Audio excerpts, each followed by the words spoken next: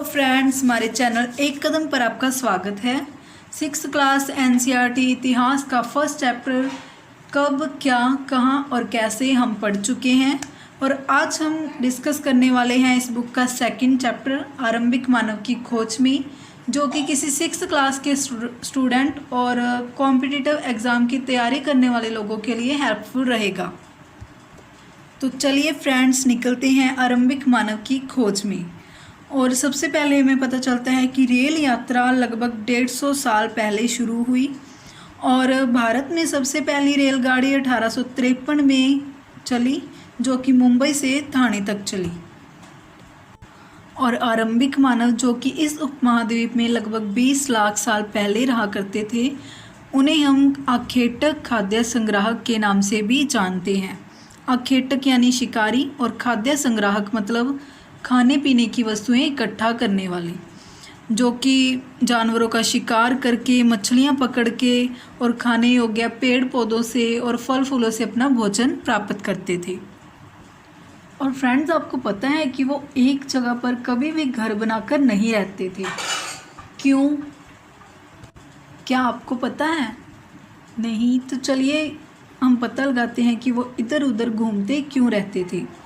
इसके पीछे कुछ कारण रहे होंगे। जैसे पहला कारण, वो जहाँ पर रहते थे वहाँ पर जानवरों को मारकर खा जाते थे और खाने योग्य पेड़ पौधों को भी खाकर ख़त्म कर देते थे और अधिक भोजन की तलाश में उन्हें इधर उधर फिर जाना पड़ता था। और दूसरा कारण है कि जो भी जानवरों का वे शिकार करते थे, वे जानवर अपना चारा ढूंढने के लिए इधर उधर जाते रहते थे, तो शिकारी भी उनके पीछे पीछे जाते थे।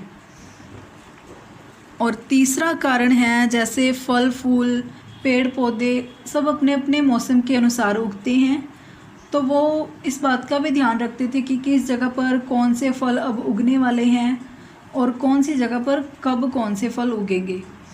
तो इस बातों का ध्यान रखकर वे उस जगह पर चले जाते थे। और चौथा और इम्पॉर्टेंट कारण यह था कि पानी के बिना कोई भी जिंदा नहीं रह सकता। तो पानी के लिए वे नदियों, झीलों और तालाबों आदि पर निर्भर रहते थे, क्योंकि पहले कोई मोटर नहीं थी, कोई बर्तन नहीं थे जहाँ पर पानी स्टोर कर सके। तो कई बार तो नदियाँ सूख भी जाती थी, तो उन्हें फिर पानी की तलाश में दूसरी जगह पर जाना पड़ता था। और इम्पॉर्टेंट बात यह है कि वो जो भी यात्रा करते थे, तब कोई व्हीकल नहीं था, वो तो पैदल ही यात्रा करते थे। और फ्रेंड्स, पुरातत्वविदों को कुछ ऐसी चीज़ें मिली हैं जिनका वे निर्माण और उपयोग करते थे, जिनमें से कुछ हैं ये औजार, जो कि पत्थरों, लकड़ियों और हड्डियों के बनाए गए हैं। जिसमें ये औजार आप देख रहे हैं, जैसे ये पत्थर जो प्राकृतिक रूप से गोल होते थे, इन्हें बोलते हैं गुटिका। और इन औजारों का प्रयोग वे, जैसे हम देख रहे हैं, कि पेड़ों की जड़ों को खोदने या जानवरों की खाल से बने कपड़ों को सिलने आदि के लिए करते होंगे। और ये है कुछ प्राचीन पुरास्थल उनको बोलते हैं जहाँ पर कुछ पुरानी वस्तुएं या उनके अवशेष मिले हों। और जैसे ये है मध्य प्रदेश में भीमबेटका, आंध्र प्रदेश में कुन्नूर गुफाएं, कर्नाटक में हुंसंगी, यहाँ पर पूरा पाषाणिक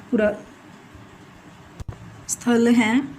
और कश्मीर में बुर्जहोम, पाकिस्तान में मेहरगढ़, बिहार में चिरांद और यूपी में कोरडी हवा, महागढ़ा, असम में दाउजली हेडिंग, आंध्र प्रदेश में पयमपल्ली और कर्नाटक में हुलूर, जो कि नवपाषाणिक पुरास्थल हैं। और आंध्र प्रदेश में ब्रह्मगिरी, तमिलनाडु में आदिचनलूर, ये महापाषाणिक पुरास्थल हैं, जिनके बारे में हम आगे डिस्कस करेंगे कि ये क्या हैं और किस काल के पुरास्थल हैं। तो फ्रेंड्स, जैसे हमें पता है कि आरंभिक लोग घर बनाकर तो रहते नहीं थे, तो फिर वो तेज़ धूप, बारिश और हवाओं से बचने के लिए कहाँ रहते होंगे? तो वो रहते थे गुफाओं और कंदराओं में। कंदराएं मतलब जो दीवारों में दरारें पड़ जाती हैं, उसको बोलते हैं कंदराएं। और जहाँ वो रहते थे वहाँ उसको बोलते थे आवासीय पुरास्थल। और वो औजार बनाते थे, जो पीछे हमने देखे, औजार बनाने वाली जगह को बोलते थे वे उद्योग स्थल।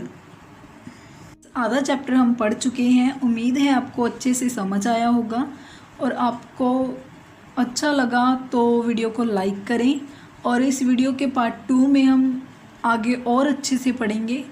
तब तक के लिए हमारे चैनल को सब्सक्राइब करें और ज़्यादा से ज़्यादा शेयर करें ताकि सभी को इससे हेल्प मिल सके। धन्यवाद।